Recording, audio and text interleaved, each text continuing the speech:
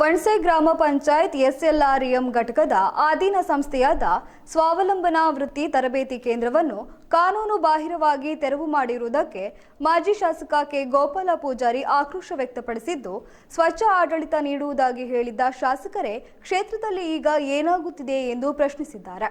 ವಣಸೆ ಗ್ರಾಮ ಪಂಚಾಯತ್ ಎಸ್ಎಲ್ಆರ್ಎಂ ಯಶಸ್ವಿ ಅನುಷ್ಠಾನದ ಮೂಲಕ ರಾಜ್ಯಕ್ಕೆ ಮಾದರಿಯಾಗಿದೆ. ನೇಪಾಳ, ತಮಿಳುನಾಡು, ಪಶ್ಚಿಮ ಬಂಗಾಳದಿಂದ ಇಲ್ಲಿಗೆ ಅಧ್ಯಯನಕ್ಕೆ ಬಂದಿದ್ದಾರೆ.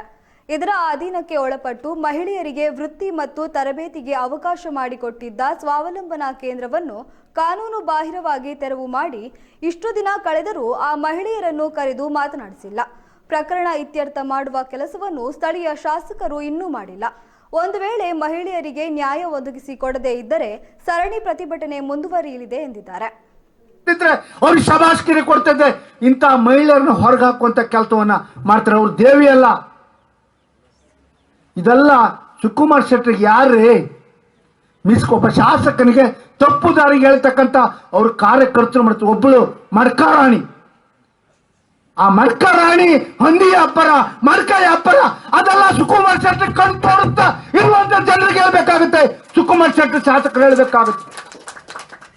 ಮಡ್ಕ ದಂಧ ಮಾಡೋದು, ಹಂದಿ ವ್ಯಾಪಾರ ಮಾಡೋದು, 2 ನಂಬರ್ ದಂಧ ಮಾಡಿದವರಿಗೆ ನಿಮ್ದು ಶಬಾಷ್ಕಿರಿ. ಶಿವಕುಮಾರ್ ಶೆಟ್ಟಿ ನೀವೇನ್ ಹೇಳಿದ್ರಿ?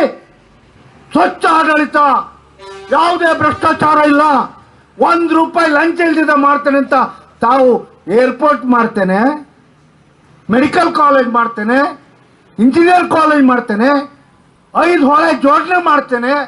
ಎಂಥ ಭಾಷಣಪ್ಪ! 2,000 ಕೋಟಿ ಹಣ ತಂದು ಕೆಲಸ ಮಾಡಿದ್ದೇನೆ. ನಾನು ಯಾವುದು ಕಾಂಟ್ರಾಕ್ಟ್ಗೆ ಟೆಂಡರ್ ಹಾಕಬಾರ್ದು ಅಂತ ಹೇಳಿಲ್ಲ. ಆದರೆ ತಾವು ಏನ್ ಮಾಡಿದ್ರಿ?